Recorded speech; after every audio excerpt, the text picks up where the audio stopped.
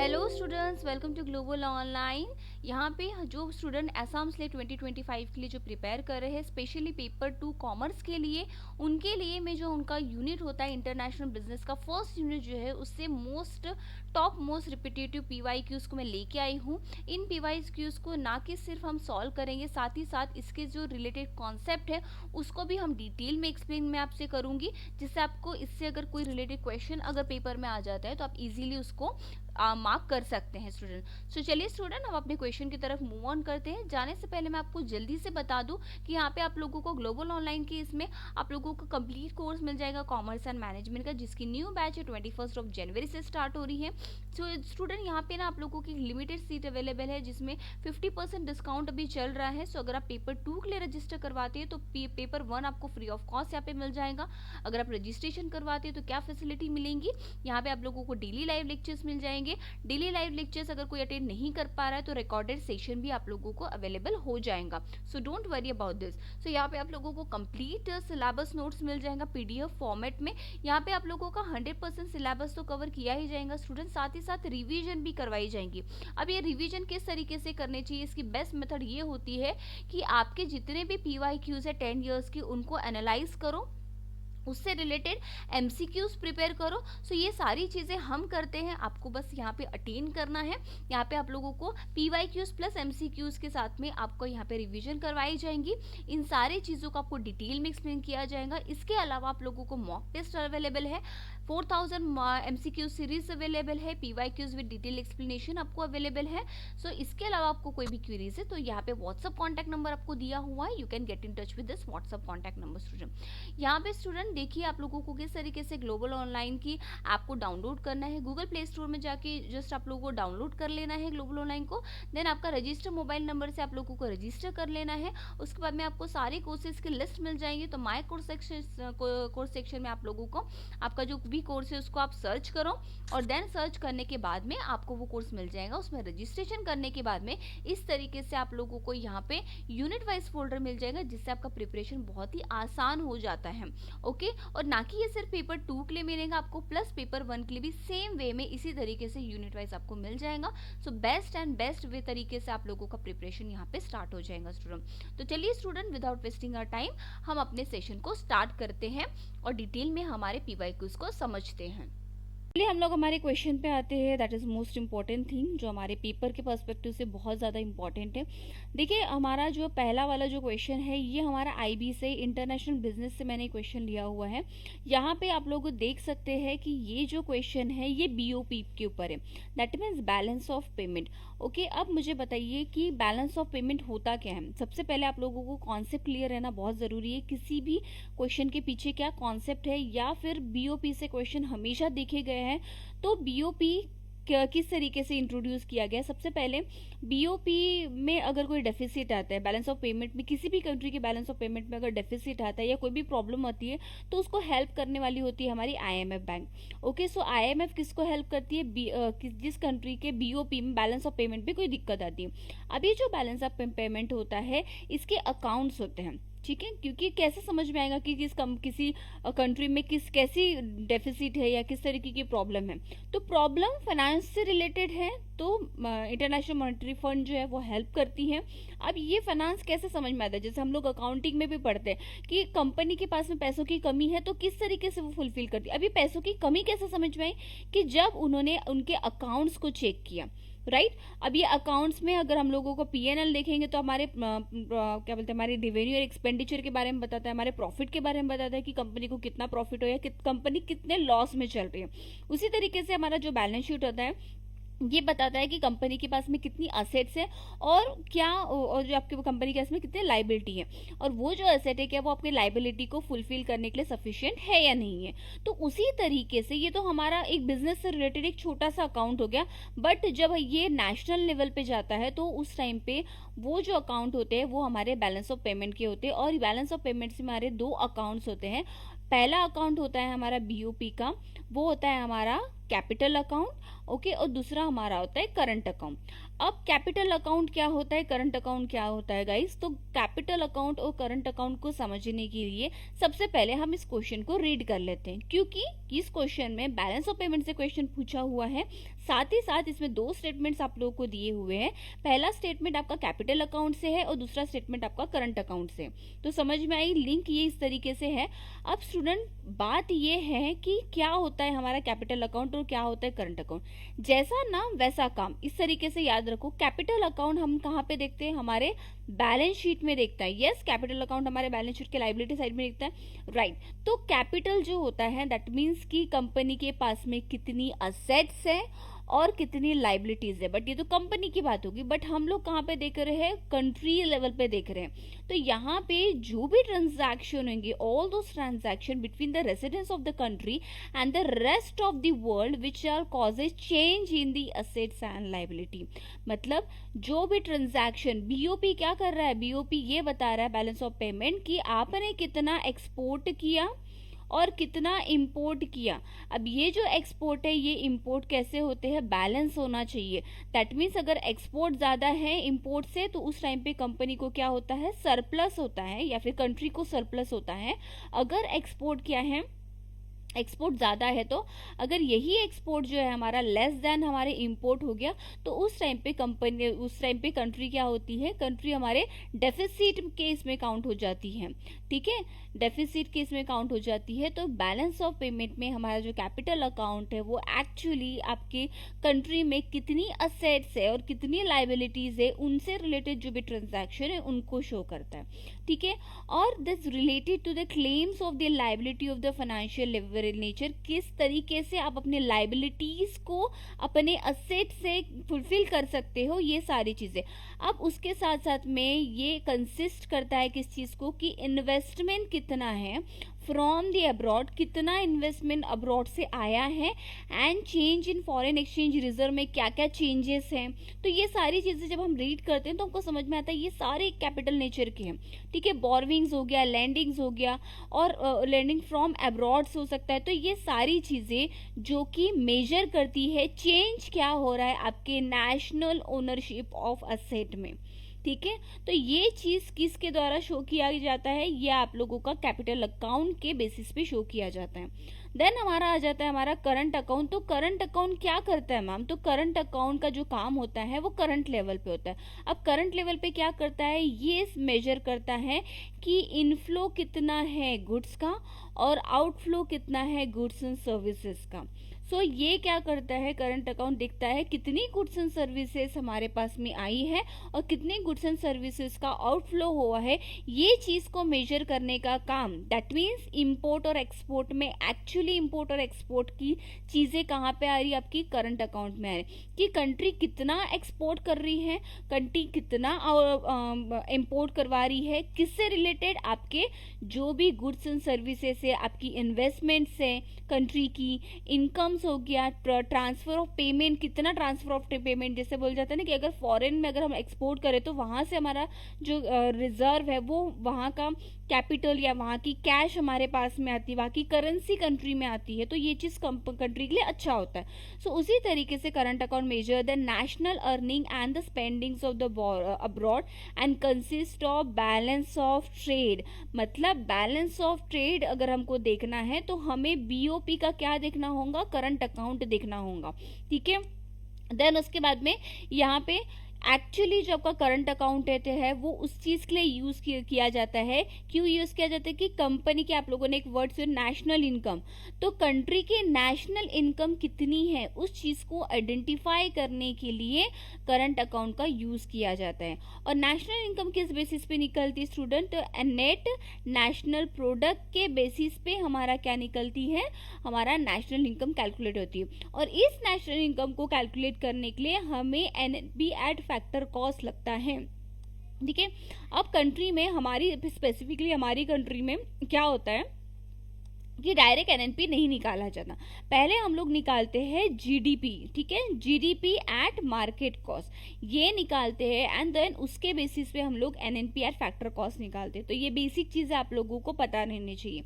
अब किस तरीके से कन्वर्ट करते हैं तो ये भी एक बार मैं आप लोगों को बता देती हूँ। जैसे कि हमारा जीडीपी होता है और ये हमारा एनएनपी होता है, तो जी for gross and for net. अब मुझे ग्रॉस पे नेट के ग्रॉस से मुझे नेट के पास जाना है, तो मैं क्या कर दूंगी, वहाँ यहाँ पे हम लोग लेस कर देते हैं हमारे डेप्रिसिएशन को। उसी तो यहाँ पे मैंने क्या कर दिया, जब मुझे एनएनपी पे जाना है तो मैं जीडीपी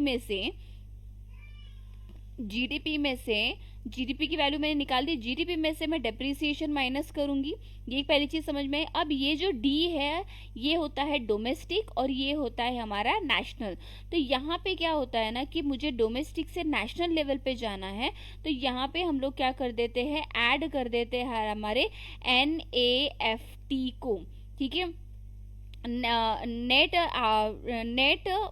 आफ्टर फैक्टर कॉस्ट। तो यहाँ पे हमारा जो NAFT जो होता है ये होता है हमारा नेट इनकम फ्रॉम अब्रॉड में से हम लोग जब नेट इनकम टू अब्रॉड को जब लेस कर देते हैं तो हमें फैक्टर कॉस्ट मिलते हैं। तो यहाँ पे हम लोग क्या कर देंगे, net factor after net income, एक minute, net income factor cost, ठीक है। तो इसको हम लोग जब लेस करेंगे तो हमको क्या मिलता है यहाँ पे हमारा, इसके बाद में ये प्रोडक्ट सेम होता है। दूसरी चीज ये होती है जीडीपी जो हमारा होता है मार्केट कॉस्ट पे निकलता है और हमारा एनएनपी फैक्टर कॉस्ट पे निकलता है। और मार्केट और फैक्टर में डिफरेंस ये होता है कि इसमें हम लोग क्या करते हैं, जब मुझे मार्केट से फैक्टर में आना है तो यहाँ पे क्या कर देंगे, हम लोग टैक्स को ऐड कर देंगे और सब्सिडी को लेस करेंगे। तो यहाँ पे टैक्स को ऐड कर दिया और सब्सिडीज को लेस कर दिया। तो इस तरीके से जीडीपी और एनएनपी को कैलकुलेट किया जाता है। एनएनपी को जीडीपी के बेसिस पे कैलकुलेट किया जाता है। तो ये था, तो आपको करंट अकाउंट और कैपिटल अकाउंट का कॉन्सेप्ट होप सो समझ में आया होगा अच्छे से। देखिए तो यहाँ पे हमारा क्वेश्चन क्या था, उस क्वेश्चन को एक बार रीड करते। उससे पहले अच्छा मैं पहले क्वेश्चन को रीड कर लेते, फिर एक और कॉन्सेप्ट है जिसको मुझे अच्छे से क्लियर करवाना है। देखिए यहाँ पे क्या है, पहला स्टेटमेंट ये बोला है capital account consist of the long term capital transaction only. इसने बोला कैपिटल अकाउंट जो करता है ये सिर्फ लॉन्ग टर्म कैपिटल ट्रांजैक्शन को ही कंसिस्ट करता है, तो ऐसा नहीं है। ये सिर्फ ओनली वर्ड जहाँ पे आया ना वहाँ पे एक चीज याद रखना कि वहाँ पे क्या कुछ ना कुछ गड़बड़ है। जो कैपिटल अकाउंट होता है ये सिर्फ लॉन्ग टर्म को नहीं, ये शॉर्ट टर्म को भी इंक्लूड करता है। तो यहाँ पे सिर्फ हमारा लॉन्ग टर्म नहीं आएगा, तो ये स्टेटमेंट तो हमारा इनकरेक्ट हो गया। देन उसके बाद में नेक्स्ट स्टेटमेंट आपको दिया हुआ है current account includes all the transactions which give rise to the use of our upper national income. तो यहाँ पे देखो इसने बोला है करंट अकाउंट जो होता है ये इंक्लूड करता है ऑल द ट्रांजैक्शन जो कि क्या कर सकता है, यूज कर सकते हैं जिससे कि हम लोग नेशनल इनकम को रेज कर सके या फिर उस नेशनल इनकम को कैलकुलेट कर सके। तो यस अभी हमने जैसे कि ये स्टेटमेंट में देखा, क्योंकि हम करंट अकाउंट का इसलिए यूज करते हैं, करंट अकाउंट के बेसिस पे ही हमें नेट नेशनल इनकम कितनी है कंट्री की ये समझ में आती है। तो उसके अकॉर्डिंग हमारा हमारा जो स्टेटमेंट 2 है वो क्या हो जाएगा, करेक्ट हो जाएगा। ठीक है, सो यहाँ पे स्टेटमेंट 2 हमारा करेक्ट हो गया और फर्स्ट हमारा क्या हो गया, रॉन्ग हो गया। सो अकॉर्डिंग टू दिस हमारा राइट आंसर क्या होना चाहिए, यस ये हमारा करेक्ट हो गया। सो हमारा फर्स्ट तो इनकरेक्ट है और सेकंड करेक्ट है, तो ऑप्शन नंबर 4 हमारा क्या हो जाएगा, करेक्ट हो जाएगा। क्लियर है। चलिए अभी एक और कॉन्सेप्ट जो मुझे आप लोगों को समझाना है इसके बेसिस पे वो है, अच्छा हाँ, ये वाला, ये जो मेरा था ये था मेरा, ये है हमारा NFIA that is net factor income from abroad. Okay, from abroad ये था।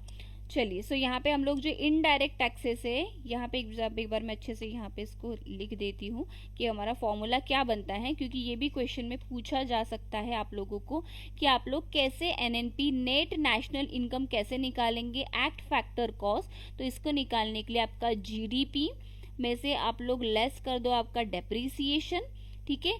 देन डेप्रीसिएशन को लेस करने के बाद में आपको यहाँ पे आपका जो net factor income from abroad को ऐड करना है, और आपकी जो इनडायरेक्ट टैक्सेस होते हैं, इनडायरेक्ट टैक्सेस जो होते हैं उसको लेस करना है, और आपकी जो सब्सिडीज जो गवर्नमेंट देती है उन सब्सिडीज को ऐड कर देना है। तो इस तरीके से हमारा नेशनल इनकम कैलकुलेट होता है। ओके हाँ, अब हमारा जो बैलेंस ऑफ पेमेंट है उसमें मैं जैसे कि मैंने आप लोगों को बताया करंट अकाउंट होता है और एक कैपिटल अकाउंट होता है। ये जो करंट अकाउंट होता है ये दो पार्ट में डिवाइड होता है। एक तो पहला चीज होता है जो आपका बैलेंस ऑफ ट्रेड, ठीक है, और इस बैलेंस ऑफ ट्रेड को ही नेट विजिबल अकाउंट भी कहा जाता है। तो बैलेंस ऑफ ट्रेड कैलकुलेट करने के लिए, क्योंकि ये ट्रेड की बात कर रहा है, विजिबल चीज़ों की बात कर रहा है, इसीलिए यहाँ पे क्या होता है, जो हमारा एक्सपोर्ट है उसमें से आप इंपोर्ट को लेस कर दो, तो यहाँ पे आप लोगों का बैलेंस ऑफ पेमेंट की अमाउंट, बैलेंस ऑफ ट्रेड की अमाउंट आपको मिल जाएंगी, और इसको विजिबल की कैटेगरी में डाला जाता है। दूसरी चीज़ ये है कि बैलेंस ऑफ ट्रेड में अगर आपका एक्सपोर्ट, जैसे कि मैंने बताया, is greater than your import, तो कंट्री को क्या होगा, सरप्लस होगा, जो कि अच्छा होता है। दूसरा, अगर एक्सपोर्ट अगर हमारा जो है वो लेस देन इम्पोर्ट है, तो जो कंट्री है उसको डेफिसिट होगा, दैट मीन्स कहीं ना कहीं कमी होगी, और अगर इसमें डेफिसिट आया तो फिर हेल्प करने कौन आ जाएंगे, हमारी IMF आ जाएंगी, ठीक है।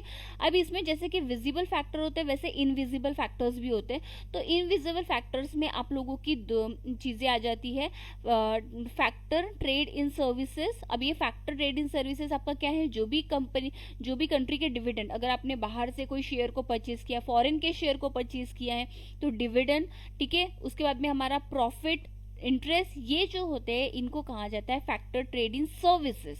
और ये कैसे निकालते हैं, जो भी आपका कंपनसेशन है उसको लेस कर दो, आपने कितने इन्वेस्ट किए, आपने फ्यूचर में कितना इन्वेस्ट किया, जैसे आपका कंपनसेशन आप लोगों को एज अ डिविडेंड मिल रहा है, ठीक है, और आपने कितना इन्वेस्ट किया है उसका जो भी डिफरेंस रहेगा, ठीक है। जैसे मैंने किसी बाहर के फॉरेन कंट्री का कोई शेयर परचेज किया है, सपोज 1 लाख में मैंने इसको शेयर को परचेज किया, और मुझे उसमें कुछ प्रॉफिट हो गया, या मुझे कुछ डिविडेंड मिल रहा है, या फिर कुछ इंटरेस्ट मिल रहा है, तो उस कंडीशन में यहाँ पे सपोज मुझे 1,50,000 का है, तो मेरे जो 50,000 का जो डिफरेंस है, ये जो डिफरेंस रहेगा ये रहेगा मेरा फैक्टर ट्रेड इन सर्विसेज, जो कि आपका डिविडेंड भी हो सकता है, वो आपका प्रॉफिट भी हो सकता है, इंटरेस्ट भी हो सकता है। उसी तरीके से हमारे non factors trade in services होते हैं। ये BOP में कोई इतने अच्छे से इसीलिए समझा रही हूँ क्योंकि आप लोगों को यहाँ से क्वेश्चन हर बार देखे गए हैं, तो यहाँ पे मैं उन्हीं क्वेश्चन को इंक्लूड करी और उन्हीं क्वेश्चन को मैं इतना डिटेल में समझाऊंगी जिसके बहुत ज़्यादा चांसेस है आने के, ठीक है। देखिए, देन आप लोगों का जो बैलेंस ऑफ पेमेंट है उसमें जो हम लोगों ने नेट इनविजिबल फैक्टर देख रहे थे, उसमें जैसे कि हमने फैक्टर ट्रेड इन सर्विसेज देखा, उसी तरीके से नॉन फैक्टर ट्रेड सर्विसेज होता है। नॉन फैक्टर मतलब कि जैसे कि आप लोगों ने शिपिंग में कुछ पैसा कमा लिया, बैंकिंग के ट्रांजैक्शन में कुछ किया, सॉफ्टवेयर में कुछ किया, तो इस तरीके से जो आपके फैक्टर से रिलेटेड नहीं है, लेकिन कहीं ना कहीं आप लोगों का क्या है, it's a part of your current account, तो ये होते हैं आप लोगों के नॉन फैक्टर्स। देन उसके बाद में हमारे कुछ नेट ट्रांसफर वाले भी फैक्टर्स होते हैं। तो नेट ट्रांसफर में आप लोगों का आएगा प्राइवेट ट्रांसफर पेमेंट, ठीक है, जैसे गिफ्ट्स हो गया, रिमिट्स हो गया, ग्रांट्स हो गया, ये सारी ऑफिशियल ट्रांसफर पेमेंट्स ये हो गया। तो प्राइवेट ट्रांसफर पेमेंट और ऑफिशियल ट्रांसफर पेमेंट सेम ही है, बट उसका एक प्राइवेट रहेगा और एक ऑफिशियल रहेगा। अब देखिए, जब हम लोग कैपिटल अकाउंट में आते हैं तो कैपिटल अकाउंट में भी आप लोगों को यहाँ पे दो तरीके से इसको क्या किया गया है, डिवाइड किया गया है। अब दो वे से किस तरीके से इसको डिवाइड किया गया है, देखिए यहाँ पे आप लोग, हाँ, यहाँ पे जो आप लोगों का बैलेंस ऑफ पेमेंट का जो कैपिटल अकाउंट है उसको भी दो तरीके से डिवाइड किया। पहला तो आपका होता है जैसे कि नॉन डेट इनफ्लो, एक मिनट इसको मैं अच्छे से लिखती हूँ। जैसे आप लोगों का हो गया एक नॉन डेट इनफ्लो, ठीक है। जब हम लोग नॉन डेट इनफ्लो की बात करते हैं तो ये किस चीज़ की बात कर रहे हैं कि यहाँ पे उस कितना इनफ्लो ऑफ फंड है, ठीक है, कितना इनफ्लो हुआ, उसमें से आप लोगों का कितना कंट्री का आउटफ्लो ऑफ फंड हुआ। अब ये inflow of fund, outflow of fund किस तरीके से पता चलेगा, तो ये पता चलेगा आप लोगों के किससे, एफडीआई, फॉरेन में कितना आप लोगों ने डायरेक्ट इन्वेस्टमेंट किया है, या आप लोगों का एफआईआई, ठीक है, ईरो में कितनी इक्विटीज है, तो इनके बेसिस पे नॉन डेट इनफ्लो समझ में आता है। और ये नॉन डेट इनफ्लो क्या होगा, कितने इनफ्लो में से आपका कितना आउटफ्लो है उसको लेस किया।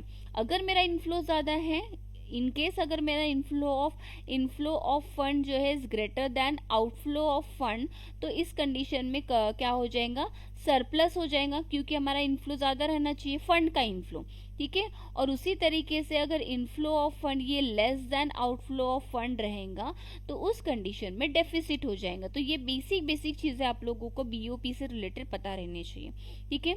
अब दूसरा ये तो हो गया, उसके बाद में हमारे आ जाते हैं डेट फ्लो। तो यहाँ पे ये वाला जो पोर्शन था हमारा, ये वाला पोर्शन, इसको बोलते हैं हम लोग नॉन डेट फ्लो।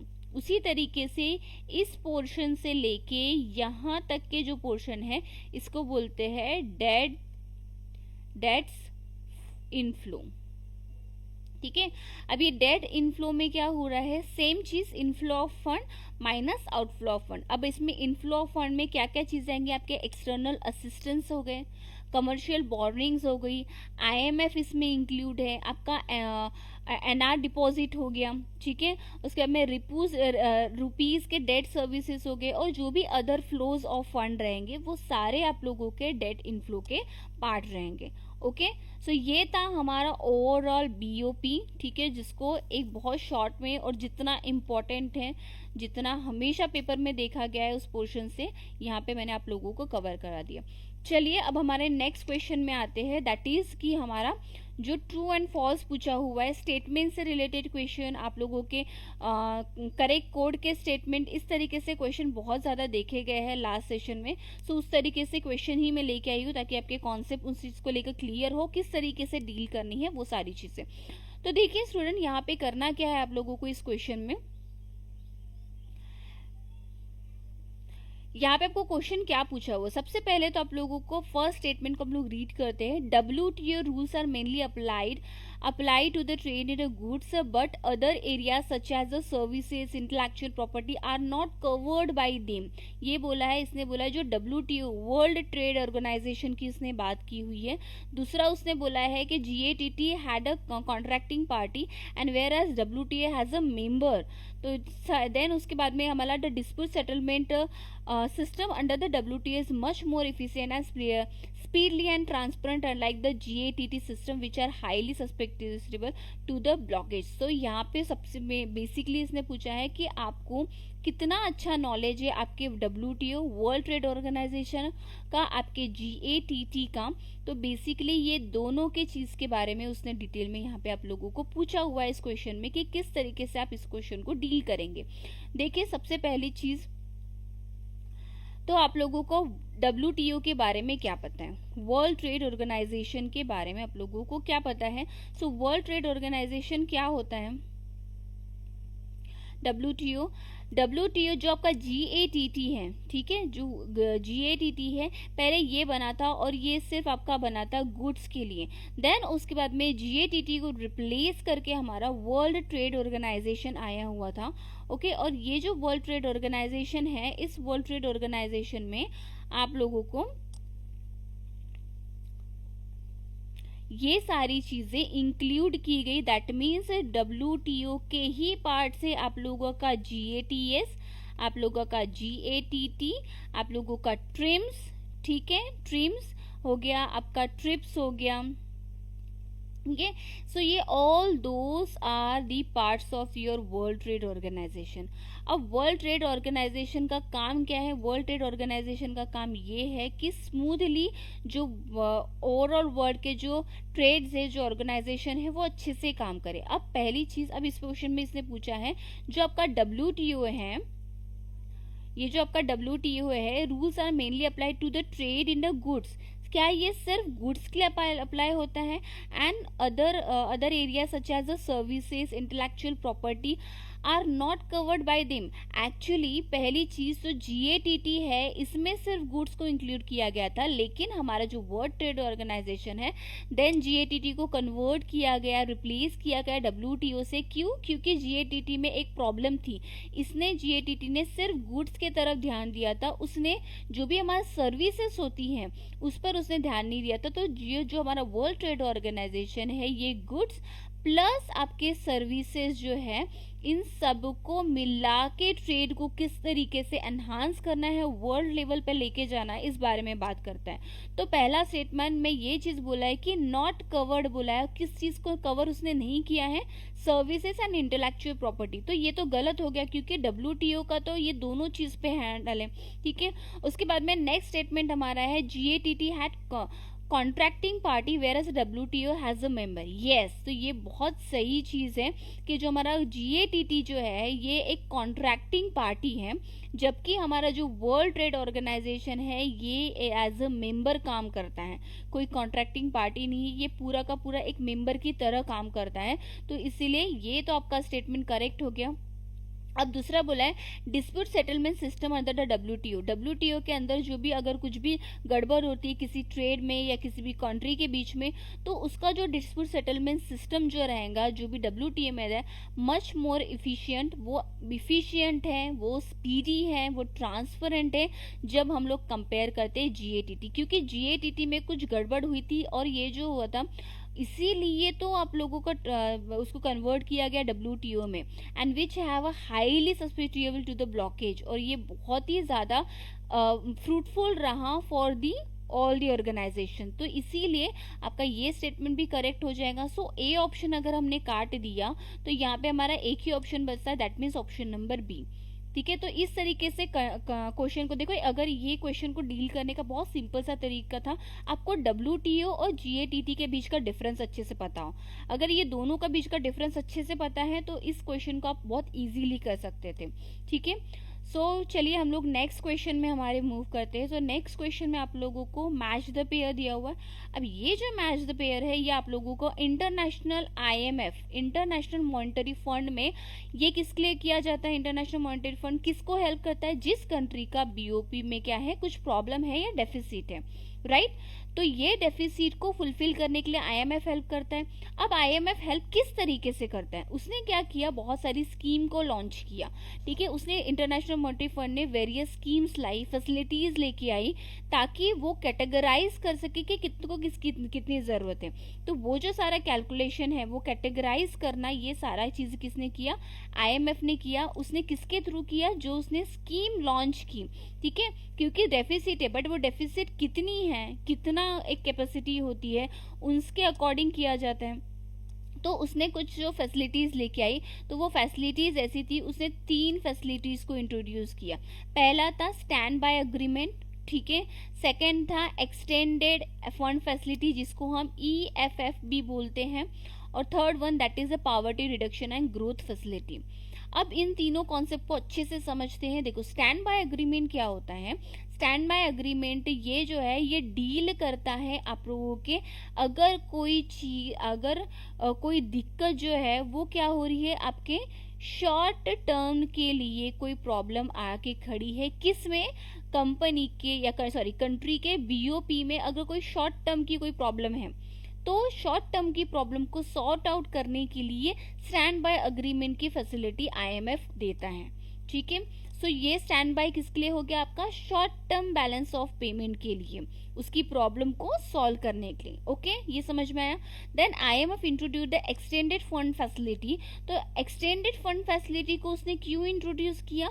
क्योंकि जब उसको समझ में आया कि अगर कोई प्रॉब्लम एक मैक्रो लेवल में है, दैट मीन्स एक अच्छी बड़ी प्रॉब्लम है जिसकी जो कि क्या करता है, आपके जो बैलेंस ऑफ पेमेंट जो है उसमें कुछ ऐसी डिफिकल्टी आई है जो कि आपके एक स्ट्रक्चरल प्रॉब्लम को जस्ट दिखाती है कि एक प्रॉब्लम जो है ये किस तरीके की प्रॉब्लम है, स्ट्रक्चरल है, और जिसको करेक्ट होने में काफी लॉन्ग टाइम लगेगा। तो हमको पता है कि ज़्यादा टाइम लगने वाला है और एक स्ट्रक्चरल प्रॉब्लम है, तो उस टाइम पे जो आईएमएफ है वो लेंडिंग्स देती है किसी कंट्री को, किस फैसिलिटी के अंदर, एक्सटेंडेड फंड फैसिलिटी के अंदर, ठीक है। देन उसके बाद में हमारा जो होता है दूसरा होता है जैसे poverty reduction and the growth facility.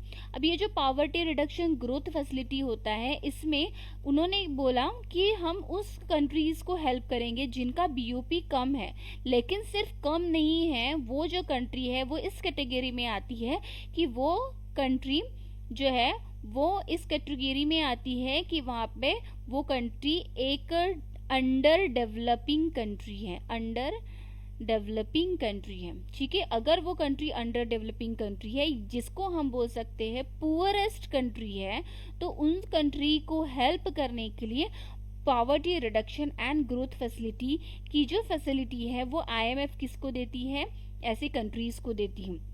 अब वो फैसिलिटी दे कैसे रही है, देखो जो लोन दे रही है उसका एनुअल इंटरेस्ट उन्होंने 0.5% रखा है, एनुअल इंटरेस्ट पर एनम, ठीक है। ये इंटरेस्ट कैसा है, पर एनम, और साथ ही साथ ये इंटरेस्ट तो 0.5 तो लगा ही रही है, साथ ही साथ इसका जो मैच्योरिटी जो पीरियड रहेगा वो भी कितना रहेगा, 10 ईयर्स रहेगा।